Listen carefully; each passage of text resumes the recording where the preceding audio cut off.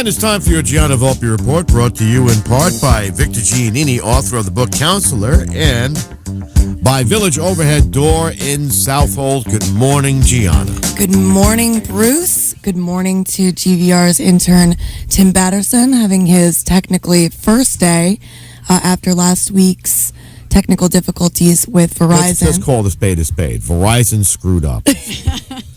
They totally did. And if you ever want to do DSL, do not do Verizon. You know, Steve Hall, speaking of our sponsors from Village Overhead Doors, said he actually changed over his business phone and emails and stuff from Verizon because of that reason. All I'm going to say is, it's coming.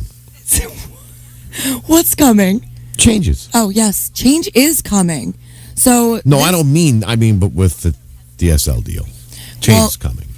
You know, and change is it's already here for so many industries, for so many businesses. It's something that I described this morning as journalism's Wild West meets the structured East of social media. So in the studio with us this morning, we have Michelle Stark-Hulse from Town Crier Social, and we'll actually, in the second segment, we'll have her partner, Kelsey, who is also Jimmy Stark's granddaughter. I was worried for a moment. I thought you were going to say grandson. No, I almost did. But, I almost did, but I wouldn't have meant it. So I met these two. Well, you were there, Kelsey, right? No, it's just me. Okay. So she got to sit in closer to that microphone because it's not going to pick her up all the way over there. Check, 1, 2. So Michelle was at the Kindest Hearts benefit at the Jamesport Meeting House and picked up the bid for a spot on the GVR, which was actually, we raised the second most amount of money that night, next to Billy Joel's East 22nd Street Band playing at Suffolk Theater. So yay for us. Should I ask how much we raised? $250. Wow. That ain't bad. That's pretty good. Yes. I'll for take that. Dr. Bellamy Brook and the Kindest Hearts Foundation doing very good work in Haiti with their school, medical center. I think they want to build a water purifier or something. Yeah, that was the goal that evening. Right. Yeah, was for the clean water. Which is so important. Mm-hmm. And that they would have like a pipe, right, leading out of the school so that... Exactly, that's right. It was. The whole point was to get clean water into the school. And I think that they needed $6,000, if I recall correctly. So we got to follow up and find out how much money was raised that night. But thank you so much for coming on with us, Michelle. So we talked a little bit about change is not only coming but here. How has this affected, first of all, started your business? And how is it, how can businesses sort of take advantage of social media? Wow, that's a big question, but we're super excited to be here, Kelsey and I. Thanks so much for doing this. It was a really great opportunity when you put this up for bid. You know, of course, we know WRIV. We've known Bruce for a long time, and we thought this was a great opportunity also to do something in our hometown, because this is the hometown station. That's absolutely correct. And WRIV. Actually, it's very funny because great minds must actually think alike, because when the show didn't air last week, I told my intern, I was like, well, I guess we're gonna have to go over to Papa Nick's and have breakfast. And we got there and you guys were there. I know, it was crazy, right? Great It was minds good. think alike. Gotta love Tony Meras. Gotta love Papa Nick's, also known as the Stars Confectionery in Riverhead. So we've got more stuff coming up for you guys. What's going on at Outerbanks on the 9th? Yeah, so that's great. So we have a series that's going on with Riverhead Chamber of Commerce. They're also one of our clients. We love working with them. They're awesome. They're great. And they do great things for all of their members and the small businesses in our town. And so this is our second in our series of conferences that we're giving, and it's going to be next Thursday. Okay. It's going to be at the Outerbanks in Riverhead at noon. So it's a luncheon, $20 for members, $25 for non-members, and we're going to be discussing Facebook ad campaigns and basically the changes that are going on in Facebook, because Facebook has 1.8 billion users. Uh-huh. It's one of the largest, if not the largest, social media platform, really. And everybody is on Facebook all the time. And if you're a business and you're looking for one platform to be on, Facebook is the platform to start on. So Facebook isn't the way that it used to be anymore. You used to be able to throw up a post, get followers, get people to like it. But because there's so many users today, it's a little bit more difficult to be seen. So and so many people using it for promotional purposes. Absolutely. And really, users have become very savvy and kind of picky. So, we call it the thumb stopper. Like, how quickly do you roll through your Facebook feed, right? You roll through it really quickly. But when you see something you like, you stop your thumb. So that's what we're looking to teach these small businesses, is how to create that ad that's going to have your potential customers do that thumb stopping so that you can eventually create conversion for your business. That's what you want to do. You want to create something on a Facebook ad where somebody stops, they look at it, they like it, they press your ad, and eventually they go to your website. So you're talking about sponsored content specifically? Yeah, okay. Sponsored content, and how to make the most out of your Facebook ad budget. That's really what it is, because businesses are now realizing how important it is to have a digital advertising budget nowadays. It's not just interesting. It's not just old school radio, newspaper, and TV. But you gotta do everything. You gotta do everything, and so first of all, you have to budget for your social media. You have to budget for your digital marketing, and then how are you going to use that wisely? So we're really trying to show how to use it wisely and get the most ROI for your investment on Facebook. And it seems like it's still pretty affordable. I mean, how much does it really cost to advertise through Facebook? Well, honestly, that's the thing. So part of what we're actually going to teach also is when you do these Facebook ad campaigns, you actually do something called ad sets. So you determine what you want for your campaign. Do you want brand awareness? Do you want sales? Do you want conversion? So you have to decide what your objective is. Then you make several different types of ad sets. And then what you do is you put different video or pictures in them. And then you run them. And then you look at your analytics to see what is getting you the best results. And you can put any budget from $5 to $1,000, whatever you want to, over a certain amount of time. It's wiser to go a little bit smaller in the beginning because you want to see what your results are. And then once you get some of your analytics back, like say over a month period, then you really look at them and you say, hey, look, the audience really loves this video I put out. So now let's talk about the importance of quality photography and content. Yeah, really important. I'm feeling smart in this, where this is my generation was told, you go to college, you get your degree, you'll be fine. Yeah. I was in the 5-year master's program for photojournalism. Bottom drops out of the economy in 2007. I say, oh my gosh, I'm going to stretch my bachelor's as far as I can. It's a different world now. I think you need to be a little more discerning about whether you want to make that investment into a college career. But I'm feeling very wise for going the photo route. How important is it to have strong photography skills in this new era of business?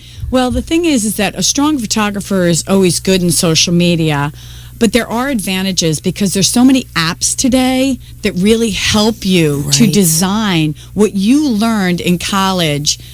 There are apps today that help you design a very good picture. So you can take a picture. Even if you don't have a degree. Exactly. Even if you don't have a degree. Certainly there are people who have an eye that excel on social media, and they become very famous on social media. There's no doubt about it. If you have a talent, it will stand out. But even if you don't have the talent, there's a lot of apps today that help you really make a great picture. So you do have that ability to do it if you are you guys getting into, let's talk a little bit about Snapchat.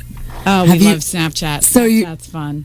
And that is sort of like, because it used to be that Instagram's the it app. It still is, but arguably Snapchat, if not already. Yeah, Snapchat is great. It's not the best social platform to build an audience, and it's certainly very generational.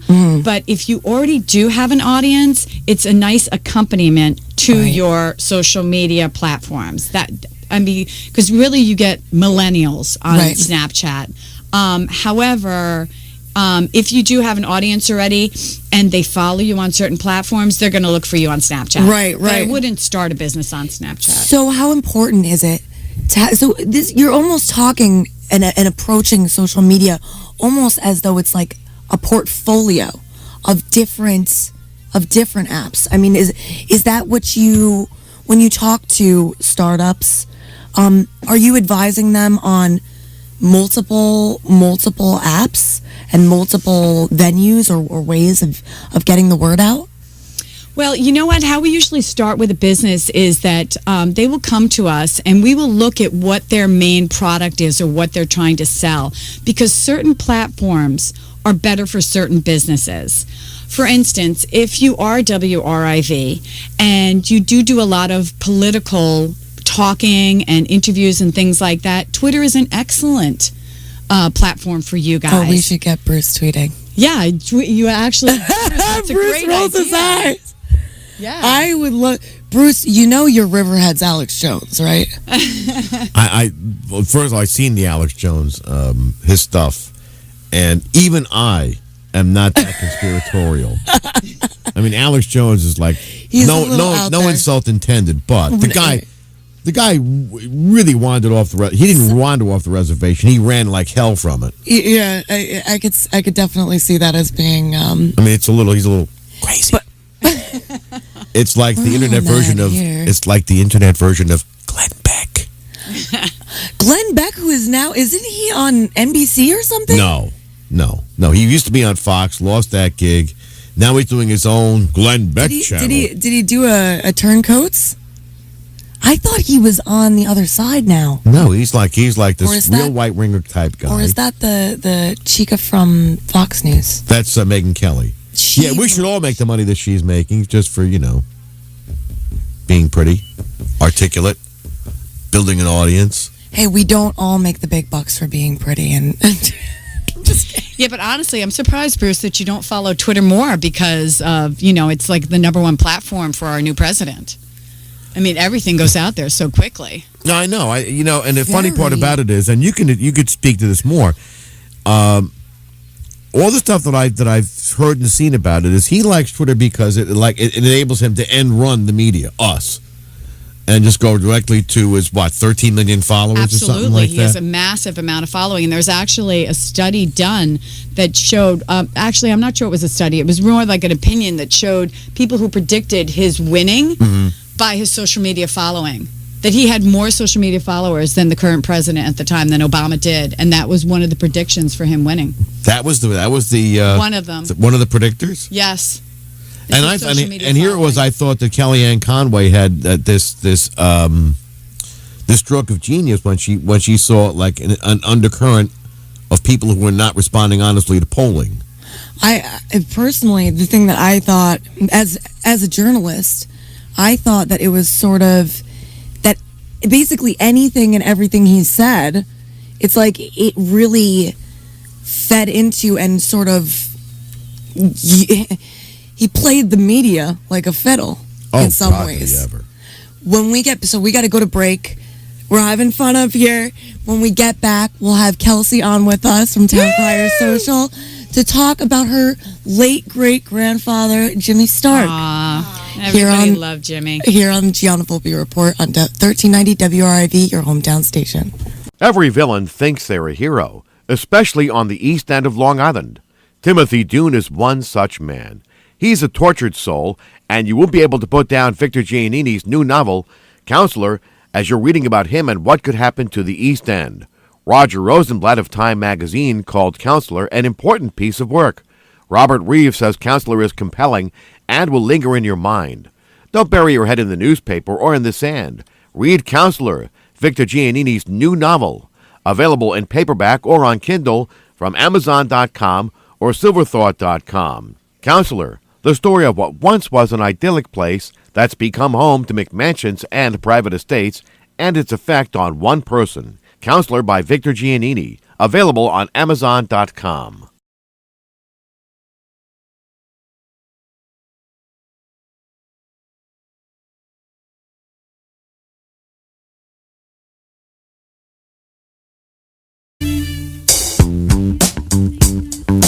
Back on your Gianna Volpe report, brought to you in part by Village Overhead Door in Southold and by Victor Giannini. the author of the book Counselor on the Dawn Patrol.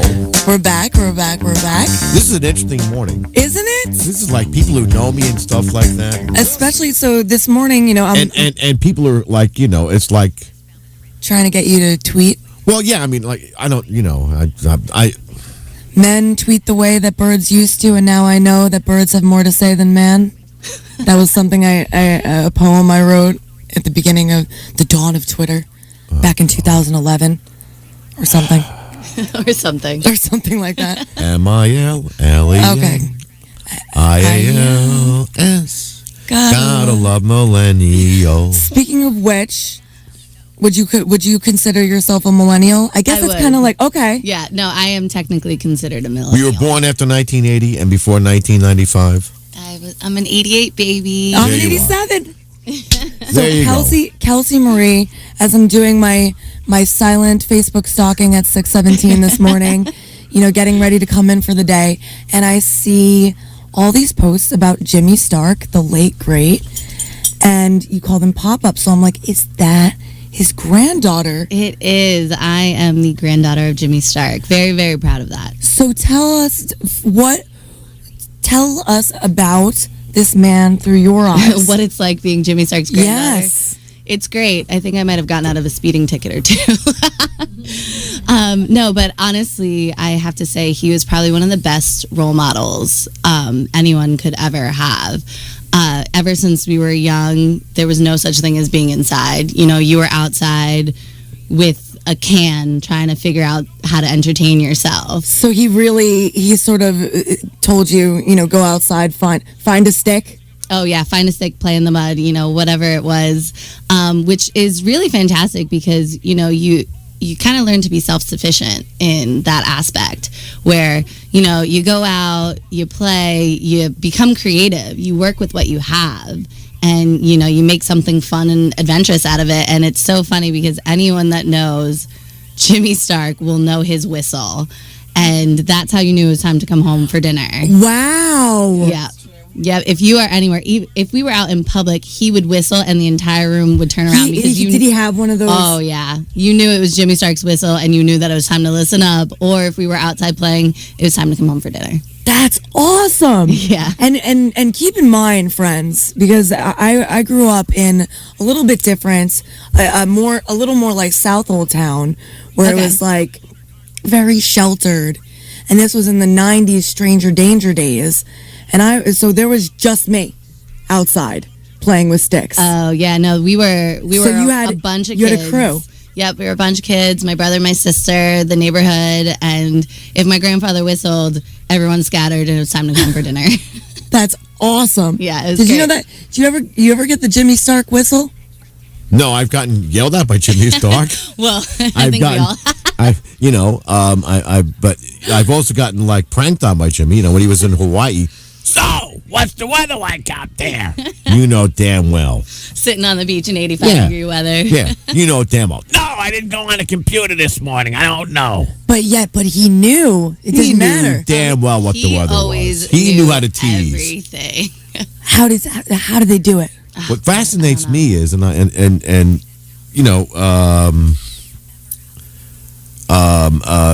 that he had spies all over the place. Oh, absolutely. It didn't matter what I was doing, who I was talking to the next day or hours later. So I heard, what'd you go down to the hardware store for? What'd you go down to Griffing for? Did it make it hard to date? Oh, my God. You have no idea. Oh, my poor. I only had one boyfriend growing up, and he was a trooper. He came over, and of course, you couldn't go anywhere with my grandfather. So, as soon as he You came break her over- heart, I break your face. Exactly. But as soon as he came over, he was like, "What's your last name?" It's always whenever he meets somebody, "What's your last name?" and the handshake. That's how. What is like you had to assess? you had to have that Oh, I would've- firm. If you didn't have So a we firm would've gotten handshake, along. you were like, it wasn't Yeah, good. like don't even bother. You know what? I'm the same way, and that's why like I always get compliments on my handshakes, and that's why we probably would have gotten along because he would have been like, okay. Yeah, he's also he was a no nonsense guy. Very much tell it how it is, which is kind of, I guess I kind of got that a little bit. But how cool for a politician. Yeah, it was great. You know, he was very non. What was it like? We know his catchphrase. Everyone here knows the catchphrase. We can't say it on the air. We can't say the catchphrase on the radio. But it's, I'm running this town. Yeah. I'm running this town. But Sleeping town. Jimmy Stark suffered from the same thing, believe it or not, that Alan Smith suffered from. And I mean this in the nicest way. Both of them told you exactly what they thought. They told you exactly what they thought in very blunt, direct language. There was no mistaking what they thought. And I think because of that, because Jimmy never really mastered PC, politically correct. No, he didn't. And I find something so endearing about that. Maybe it's just because I'm Jimmy one of also those didn't people. have, like, Jimmy and my wife had the similar diplomatic skills. I mean, if they were diplomats, either of them, they would be just a pile of dust orbiting the sun where the Earth used to be. It's my way or the highway. That's not even that. It wasn't. You knew what he thought, and I have. Did that make it easy for? I liked it. Did that make it easy for opposition to weaken his positions? Not really. Even. Not even. No. Not even, because he was such an upfront guy where it was like he would say something and he held to that, and it was like, yeah, 'Cause he didn't. He's like, yeah, this is my belief. You have an issue with it, go right ahead. I think one of the greatest conversations that I had throughout, the whole wake and funeral and stuff, I met such amazing people who had beautiful things to say about him. We even had a congressman, they were in session down in Washington, D.C. He flew up. He actually, when he got there, didn't even want to cut the line, said, I'll wait in line, show my respect. And then said that, I was so nervous I wasn't going to make it that they actually had to put on the lights and, like, gun him here. Wow. As soon as he left, went right back down to D.C. to go back in session. So unbelievable. That's goes so great. to show. But then also Denise Civiletti, who, big fan of hers. Yes, Riverhead she's Local wonderful. and River everything. and Southold Local. And Southold Local, yeah. I'm banking on I'm going to help her with Southampton Local. Jimmy Stark went on the town board as a councilman when Denise was going off the town board. Oh, okay. So they had. So they were like ships passing through the night. Yeah, Not but exactly. No? The ships crashing in the night, maybe. Yeah. But she said, Not surprising because they're both very strong. Oh yeah, very strong beliefs, and they would butt heads constantly, but it was always in a very respectful. You feel this way, I feel this way. We disagree, but I hear what you're saying. Integrity in politics. Imagine. But there's another part of that, and I talked about this an hour ago. Trump supporters have been largely disowned by any of their friends who supported Hillary Clinton. Yeah. I mean, I've lost a few friendships over this whole thing, and I'm amazed at it. But with Stark, it was never personal. Like, he and I would argue on the air about something, and they'd say, "And I'll meet you at Papa next. We'll get a hamburger." Yeah. That was it. We go. Yeah. He'd sit there. They get the hamburger. Would come over. That's the He would Riverhead unscrew way. the salt shaker. But that's the Riverhead way. He would unscrew the salt shaker. You know this, right? Oh my God! And he would just pour the salt on the hamburger until it was white on top. We used to ask him if, because he would char his steaks black. We'd ask him if he wanted some steak with his salt. Yeah. Yeah. But one of the great things about growing up with him is he taught me a lot about, business and really holding steady to that. So, what would he tell you? Oh gosh. Well, when we first started up this company, he was in there immediately, was like, all right, what's your next step? What are you going to do?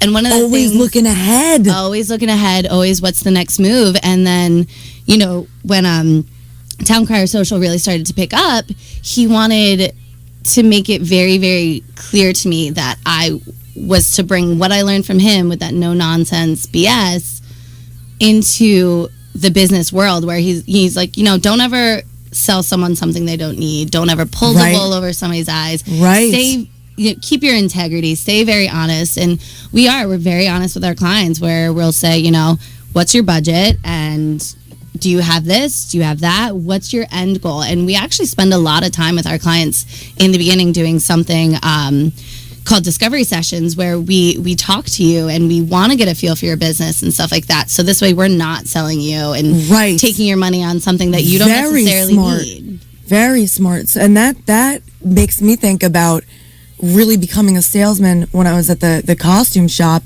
Before I would show, because like, let's say you come in, I want a cigarette holder. I'm going to a party, I want a cigarette holder. All right, who are you going to be? Are you going to be Natasha from Rocky and Bullwinkle? Are you going to be Hunter S. Thompson? You need to find out exactly what the person wants, because nothing kills a sale like too many choices.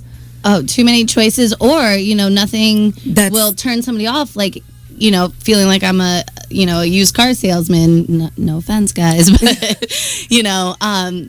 when people feel like you're giving them money for things that they don't necessarily need, like, why am I buying this? Right. Why am I getting this service and stuff like that? There's nothing that turns somebody off more than feeling like they're getting the wool pulled over their eyes. There was something, I wish I could remember what it was, but there was something I thought on the way here, and it was, don't ever let them mistake your integrity for weakness. It's something like that, but don't let my integrity for something else, like I guess it just means like being sort of a noob or not knowing what's going on. Yeah. Naive. Naive.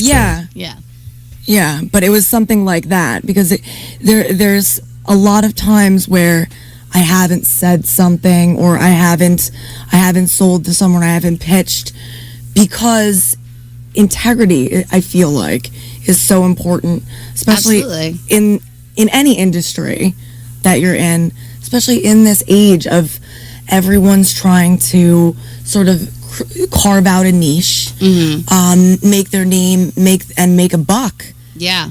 Well, I mean, everybody wants to make a buck. That's the end goal. It's the way that you go about it, which is probably one of the most valuable lessons that I learned from my grandfather, is that is your name, and you only have your name, and you got to stick to it. So that's one of the things that we pride ourselves on is, we grew up out here. We're from out here. We know out here. We respect everyone out here. You walk into Papa Nick's and you see everyone that you know.